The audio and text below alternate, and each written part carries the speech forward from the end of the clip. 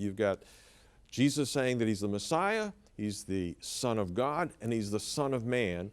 We have an account of his trial where the Jewish leaders specifically ask him questions, and tell us what that is. This trial scene before the Jewish Sanhedrin or Supreme Court is remarkable because all three of the titles that we've discussed so far coalesce in this single scene. Let me read it for our viewers.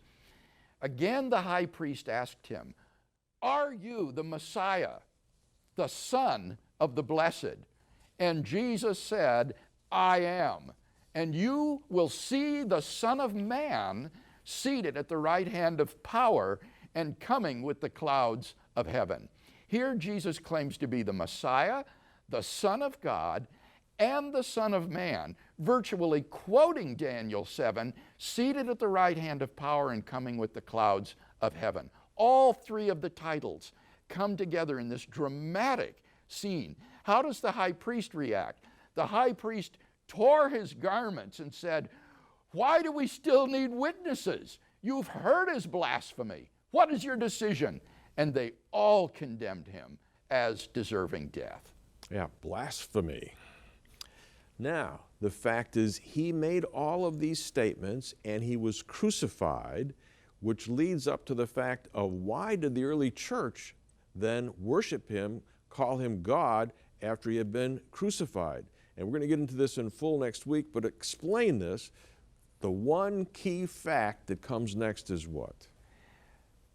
The key that comes next is the resurrection of Jesus.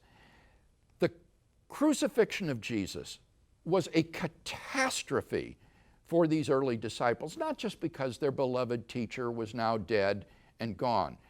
Rather, it was because the crucifixion placed a question mark behind everything he had claimed and taught about himself.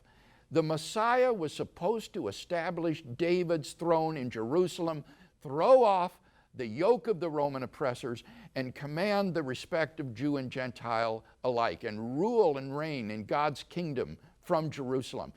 Jesus instead, like so many other messianic pretenders before him, met his death at the hands of the Roman executioners as a common criminal, defeated and shamed publicly.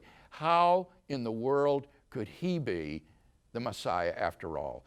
So the crucifixion was an absolute catastrophe for these early followers of Jesus. They could never have believed that he was in fact the Messiah had not something dramatic happened to reverse the catastrophe of the crucifixion. And they claimed that something did. They claimed that God raised Jesus of Nazareth from the dead.